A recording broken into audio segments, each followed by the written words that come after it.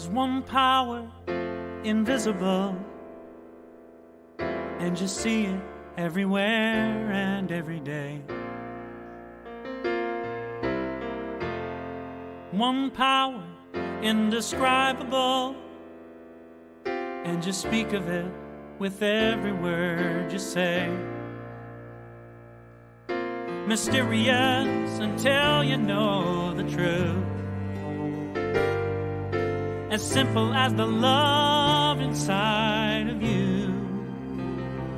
Call it God, call it Spirit, call it Jesus, call it Lord, call it Buddha, Baha'u'llah, angels' wings or heaven's door. But whatever name you give it, it's all one power, can't you see? It's the power of the love in you and me. One power, one power. Welcome and good morning. Such is the nature of life that all it asks and all it wants is the opportunity to appear. You are that opportunity, and so am I, and so it is. Welcome, everyone, to CSL Midtown, broadcasting to you this morning from Atlanta, Georgia. We are so glad that you have joined us today. We welcome all people, no matter who you are and where you are in your life. Our center reflects the beautiful, diverse tapestry of life that is everywhere present. So we welcome you, whoever you are, and whatever path brought you to be here today. We know that you are an individualized expression of the divine life in which we all live. You are welcome to participate here today and to become part of this community in whatever way serves you. For a better understanding of who we are and what we teach, listen now to our Declaration of Principles as written by our founder, Dr. Ernest Holmes.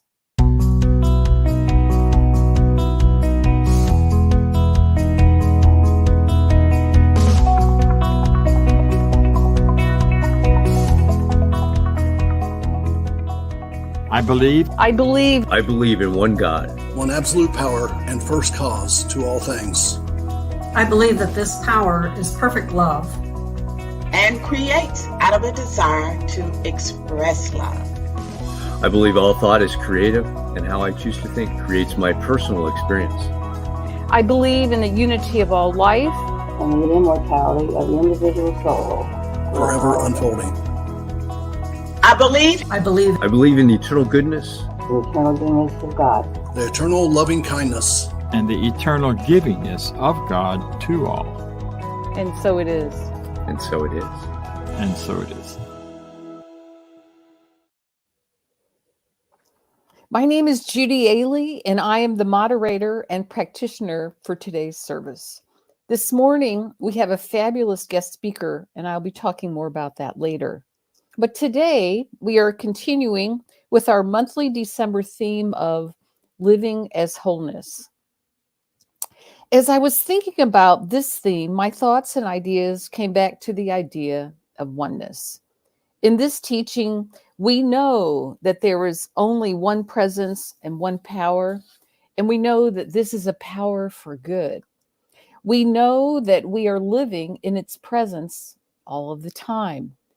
The thing that can be challenging is the fact that on the physical level, there is a very strong appearance of separation and fragmentation. It appears that we as people are separate from each other. It appears that events and ideas sometimes come out of this separateness, and ultimately we feel separate from God. But in truth, we know that we are never separated from God, and that this is an illusion. The separateness from others is an illusion.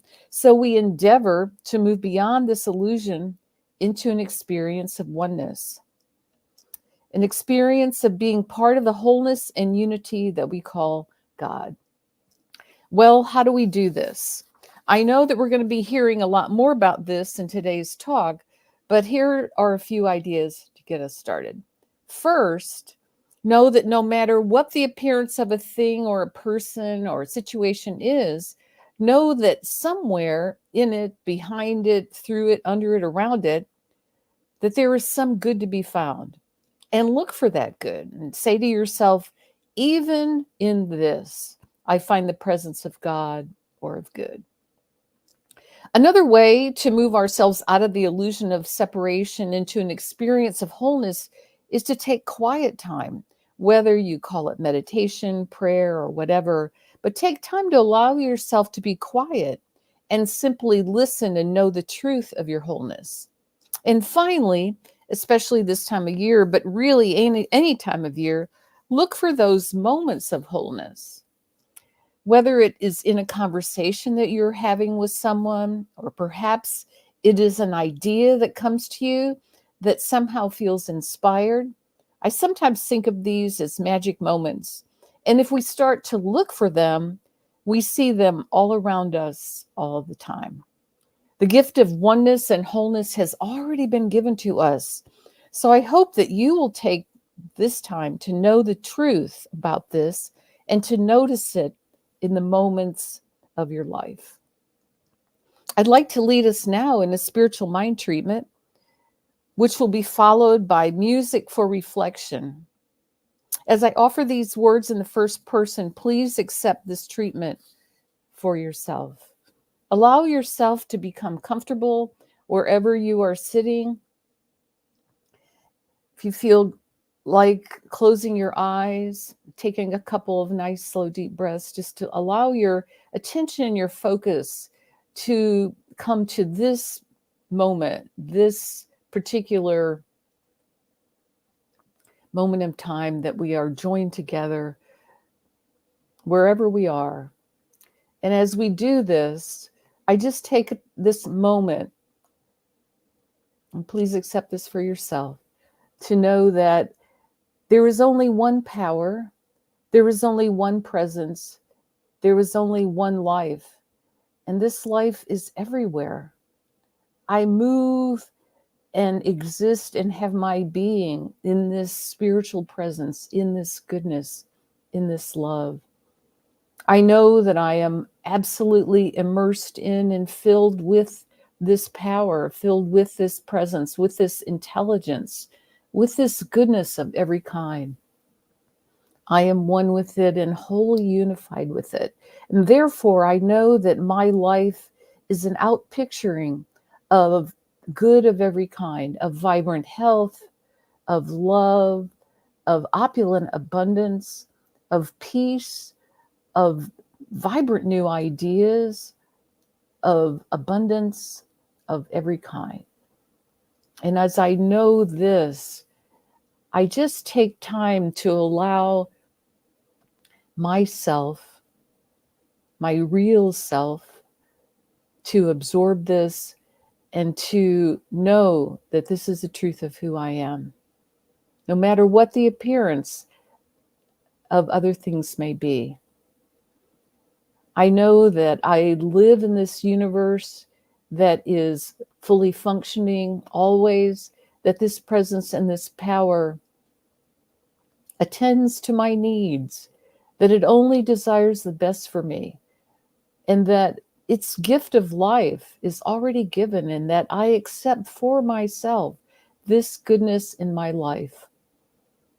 I know that today my experience here at CSL Midtown is one of good, and that I hear something today and I am able to absorb that which is taught at a deeper and more profound level that brings me more into a more clear place of understanding the truth of who I am, of understanding my wholeness. I know that as I move about through my life and through my day and through my week, that life unfolds beautifully, that I take the time to recognize this power, recognize this presence of love in every situation, in every person that I meet. And I bring this presence and this power to the people I meet and the situations that I am in. I turn away from any idea of struggle and strain, of lack or limitation, or belief that there's anything that opposes me. Instead, I just sink into the knowledge and the belief and the expectation of knowing that there is only one. There is only one whole presence, one united, beautiful power for good, and that this presence fills me right now in my life. So I'm grateful for this knowing. I am grateful for the love that I feel. And I know that all is well. So I release this treatment now, knowing that it is so, and so it is.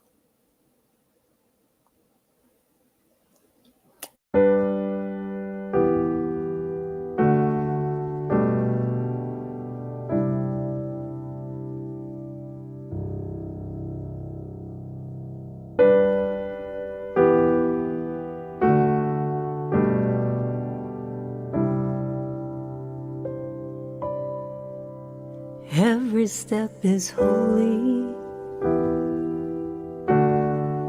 Every breath is life.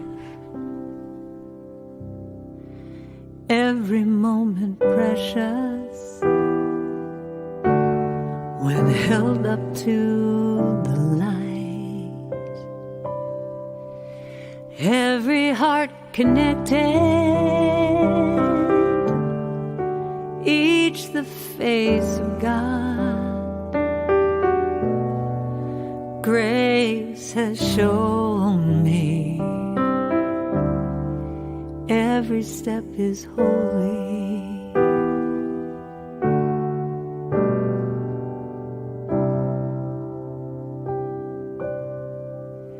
Every step is holy. Every breath is life. Every moment precious when held up to the light. Every heart connected, each the face of God. Grace has shown me every step is holy.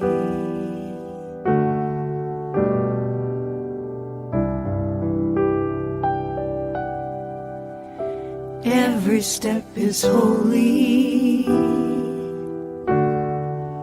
Every breath is life. Every moment precious when held up to the light. Every heart connected, each the face of God. Grace has shown me every step is holy.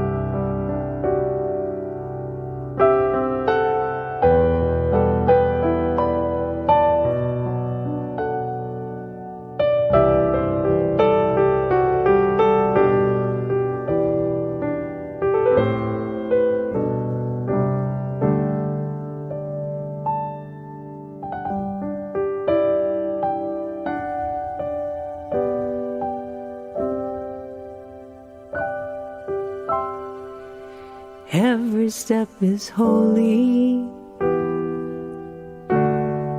Every breath is life. every moment precious when held up to the light. Every heart connected, each the face of God. Grace has shown me every step is holy, holy, holy,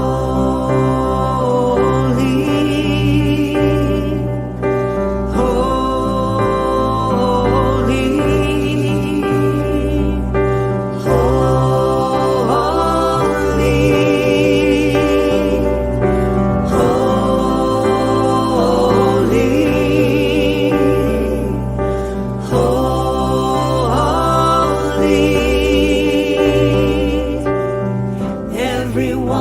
every breath, every step is holy. Every step is holy. Every step is holy.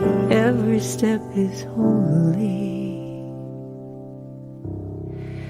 Every step is holy. Every step is holy. Every step is holy.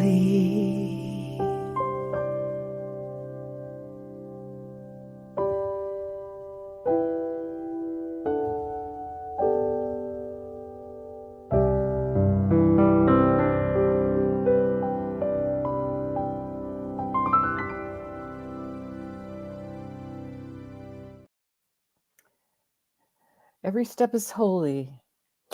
I want to introduce our speaker now. And I first met Cath at the Atlanta Church of Religious Science back in the day. She was also a student of Dr. Kennedy Schultz at the time.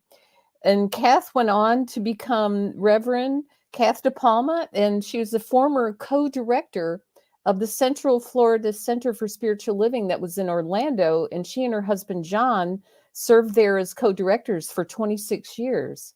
She's also the author of 3 books. First is I Can Do This Thing Called Life, and So Can You. And then Energize Your Creative Superpowers, 7 Ways to Spiritual Fitness. And soon to be released, I Do My Best Work Behind the Scenes. Currently, she is an interim minister for Centers for Spiritual Living, helping communities move through transition and transformation, which is exactly where our spiritual community is right now. She recently finished a 1.5-year interim position with CSL Prescott, Arizona, and before that, she had done that same work in a host of other CSL centers. Currently, she lives in Seattle with her husband, enjoying her family and the great Northwest. So please help me welcome the wonderful Reverend Cath DePalma. Thank you, Judy. And it's so great to be with all of you. Judy, I have appreciated all of your work through the years. So it's just so wonderful that you get to introduce me today. And so Atlanta will always have a special place in my heart because this is where it all began for me. So today I'm here with you, and it's almost the winter solstice, which is a very, very special time of year. The darkest part of the year, the shortest daylight, longest nights. Less light means less distractions, less from the outside world, more quiet time, more time to go within. And throughout the ages, many cultures and civilizations and celebrated this time as a time of rebirth, renewal, and the beginning of our return to light on our journey around the sun. And of course, we're talking about more wholeness. You can't get enough about wholeness, that's for sure. And what a perfect time for these both to come together, the winter solstice with this idea, this month on wholeness.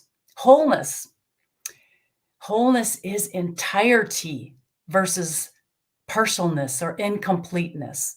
And when we think of ourselves as merely physical beings, we are thinking of ourselves as only a part of who we really are. Spirit is complete. It is fullness. It is wholeness. And so being one with Spirit, being of Spirit, means that we were created out of this same perfection, therefore making us whole too. So at the core of our beings, this is our truth as individualized centers of God perfection. How does that feel? How would it be? What would it be like to know ourselves and to live from that place?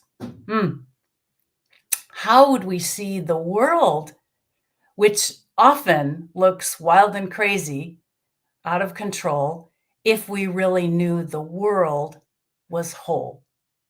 Not just a part of what really is. Everyone was whole, not just a part. Unless we are seeing it from a deeper, richer place within ourselves, us, as we see it from the deeper, richer place within ourselves. If we can't do that, we can't see the ultimate reality, even though it is here, even though it surrounds us, it's all around us. We are immersed in it. We have been so conditioned to think that reality is only what we see. If that is what we believe, then of course we're going to see less than, not enough, not good enough, because the allness of who we are is not in the equation. We're going to feel less than, not enough, not good enough. If we see and feel that, then our demonstrations, our outcomes are going to reflect that too. It's a bit of a trap, and we all fall into it, and we're working on it. It's not so easy. It's hard to believe that no matter what, we are more than we appear to be. Our ability to see ourselves as whole opens wide the doors of perception, allowing us to see the greater reality, to see the world and those around us as whole too. That requires a different orientation altogether than the way most of us were brought up. Last month, I had a sweet visit to Wisconsin, where my daughter and her family live, and our twin granddaughters just turned 7. They were so much fun to be with. I don't think I've laughed that hard in a long time. They hanging around all of that energy and that love and excitement was intoxicating. On the other hand, it was harder to be present with their father and his son. And earlier that day, I, witnessed their dad having a big blowout argument with his son, his tween. He's a preteen son. And after dinner that night, after the girls left the room, the father shared a difficult time with his son where he was talking back to his dad, and he was severely physically abused for standing up for himself and talking back to him. His confession revealed that part of him that was good, that part of him that wanted more. And just because he had trauma with a capital T does not in any way affect his wholeness. Wholeness is who he is, no matter whether it's showing or not. He may be operating from the reality that his physical self is the only thing that he has to work with, or that he's a victim. But even so, his spirit isn't diminished at all by his worldly experience. It remains. In our 7.5 years of being together, I never heard this part of his story before. And that explains some things to me about him. I started off, it was hard for me not to go in judgment earlier in the day. And as I listened, my heart opened. I felt more love and compassion for both of them for the difficult path that they are on together. And I knew that Spirit was doing its work, its beautiful work with us all. Showing our vulnerability requires courage and is a huge step on the way to healing. So I felt honored and privileged that he shared such an intimate part of himself in my presence. And I acknowledge them both for having the courage to have such a conversation. Each generation is trying to do it better. All there really is love and light within us shining through to the degree that we clean up some of our own shadows, those unhealthy beliefs that we bought into as we went through life that trigger us and cause us to respond in ways that we regret.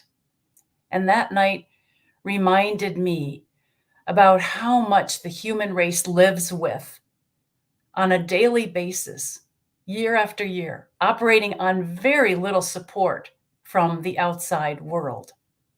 Yet, inside, there are infinite resources, but we have to know they are there before we can take advantage of them.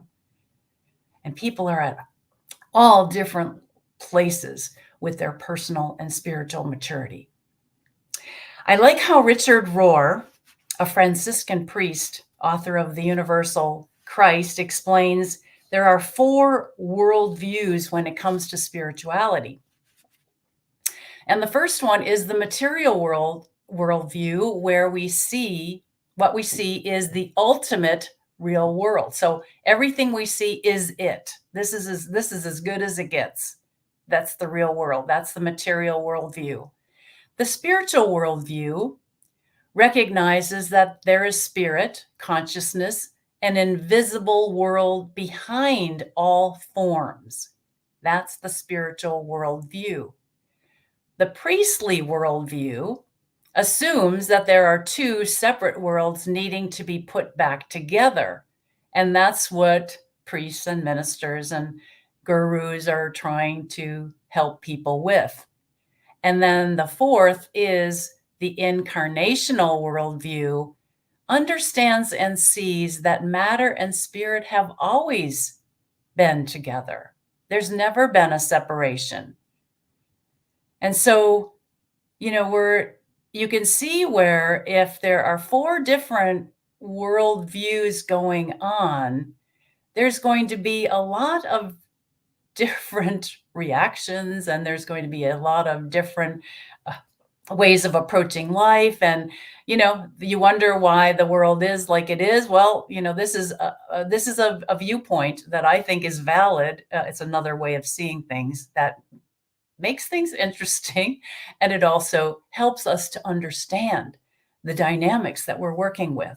So that incarnational worldview, that the oneness is, in other words, wholeness, operating from that place. And that's where we want to be.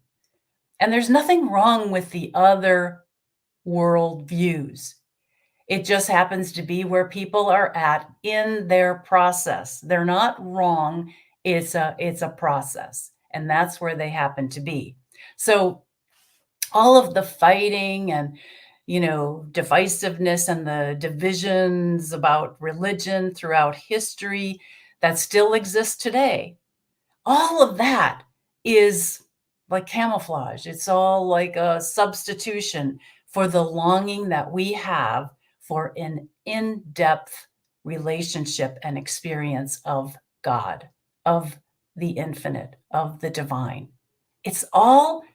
We all want it. That's what we crave. We all crave. That's at the heart of everything that we do, even though it looks very convoluted much of the time. So we came here for more. It takes time and practice to get to the point of seeing spirit in everyone and everything. And when we can see the wholeness in the beggar on the street, in the politician, in our families, as we get into the holidays and maybe mix and mingle a little bit more with our families, in ourselves. As we do that, and when the more that we can do that, then we are really making a difference in the world. That's the real work. That's what we're here to do. Big job, huh? Imagine spirit, life, having so much love and wisdom to impart on its creations, waiting for them to get up to speed, so to speak, with their own selves. Just imagine that. The gift, as Judy said earlier, has already been given, but we have not been able and ready to receive it up until this point. Spirit waits for the perfect opening, the right and perfect situation, conditions, timing, the perfect moment of readiness. It created this being that was anticipated, predicted, but hasn't shown up yet. A consciousness that could take the gift on and really do something with it. That's what we're talking about. So with that in mind, I would like this morning, in the tradition of Dr. Kennedy Schultz, the original founder of the Atlanta Centers, who used to read us a Christmas story at this time of year, I would like to read a poem written by Ernest Holmes. So I'd like you to just take a moment, relax, get comfortable, close your eyes if it's comfortable, and just take this in.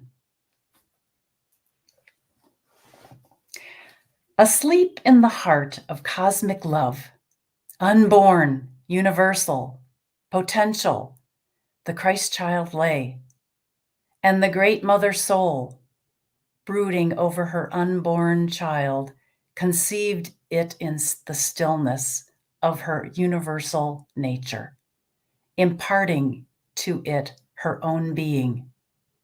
Born into time and experience, unnoticed, unseen, yet alive and aware, the Christ child incarnated in human form, taking the likeness of men and women, yet giving no sign of its presence, waiting with utmost patience and love, the revelation that should disclose itself and proclaim the reign of peace. Many ages passed and vanished in the long yesterdays of time, and still the Christ child waited. Nations appeared and disappeared, but the universal wholeness cannot be forever subjected, nor cosmic love be kept from human form. That which was given must be revealed. The seed of perfection must burst. The shoots of heavenly planting must break the cords that bind, fanning the human into a blaze divine. And so the long-appointed day arrived. A voice from out of the stillness spoke, "This is my beloved." Let the earth be still in their presence. Let the beasts of the wild, in the field, the birds of the air, and all living creatures be still. Let the hosts of heaven sing praises, and let deep cry unto deep. Then spoke the child, "I am come to bring peace.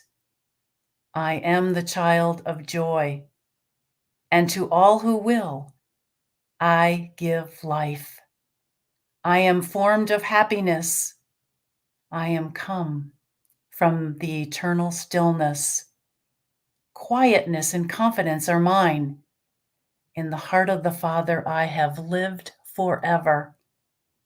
O nations and all people, look unto me and be saved.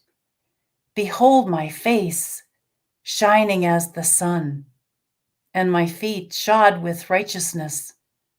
In my left hand are the riches and honor, and in my right peace forevermore.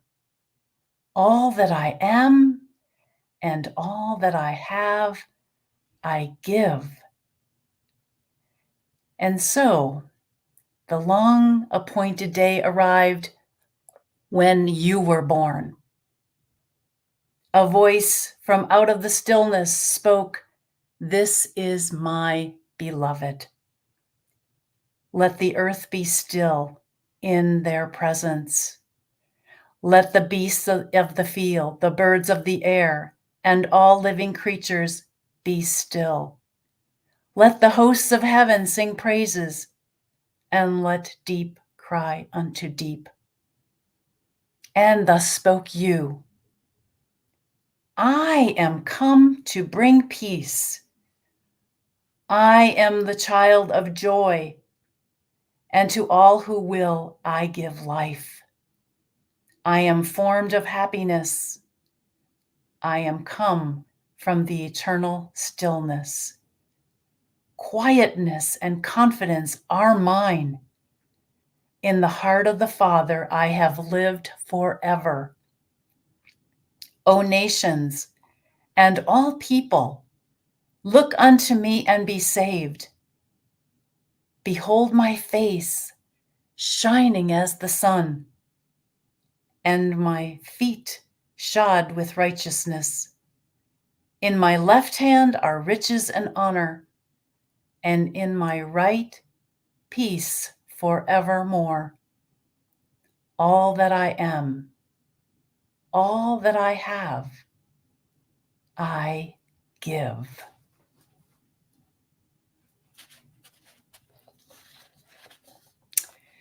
That's who we are. We are the beloved ones. Each one of us comes in from that place. Each one of us comes into the world from that place as the beloved ones. We yearn to know ourselves for who we really are.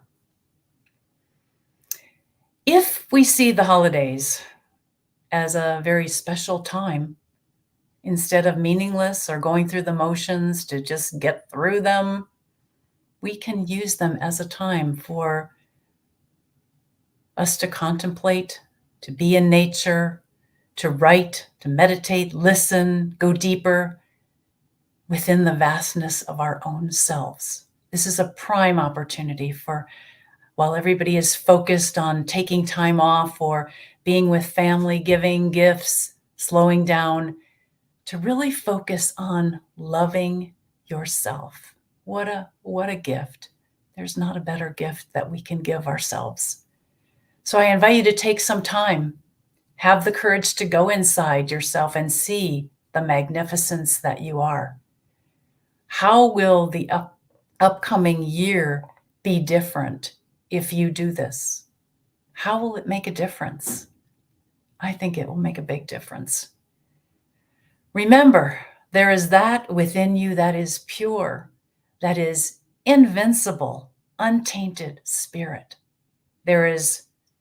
You have more power over situations and circumstances in your life than you know, and you have more support than you think. Almost 100 years ago now, when the Science of Mind textbook was first published, Dr. Holmes wrote, "Never before was there such an inquiry into the hidden meaning of things, never such a searching after God and reality." Well, that is true more now than ever. We see it everywhere, and yet this unmet need cannot be satisfied until we make the great discovery for ourselves that spirit is not some entity outside, some outside entity, but rather spirit is that indwelling presence in us, as us, through us, around us. And this is why you are here as a community, to be a safe resource for individuals who are ready to take the next steps in getting to know their true selves. That is the beautiful work that you are called to do. You are all beautiful expressions of the one that wants to express itself in new and wondrous and relevant ways to today's people. So you have a great opportunity before you being in this interim time. The world needs you. There is a place for you. You are the ones. All there is love. Namaste. Thank you, Reverend Cath. What an amazing talk and insight that we got this morning with that. And as we do every week, we have the opportunity to give, but especially this time of year with this transition we're moving through, we appreciate all your gifts to us. And as you are thinking of us, think of this. Donate online at cslmidtown.org/donate, or scan the QR code. It'll take you right to the donation site. And if you will, say with me our affirmation of prosperity. I live in a universe of abundance. As I freely and joyfully give, I join in the divine flow, and all that I share with life returns to me multiplied abundantly. And so it is. And so there's a couple of announcements. We are online the next 2 Sundays. In fact, next, so Christmas Eve and New Year's Eve, we will be here online. And Reverend Cynthia Paulson will be our speaker next week. We look forward to seeing her again. It's been a little while. We love Reverend Cynthia. And so think about what you've got to give. As you're thinking about this, there's huge opportunity here for us to grow, reinvent this center that we all love and support, being here every week. And if you're wanting to, if you're online on another platform other than Zoom, you can join us over in Zoom for a discussion with Reverend Cath after this. So get ready to hop over there once the service ends here. And if you would, we've got our affirmation of life, which is, I leave this place now knowing something better than I knew before. I go forth into the world with a heart full of love and a mind full of good sense. I look at the world in a greater way, knowing that I have within me everything I need to create the life I desire. I give thanks for this understanding, and I am grateful for the spirit of life that lives through me. And so it is. We have an awesome new exit video. I'm grateful.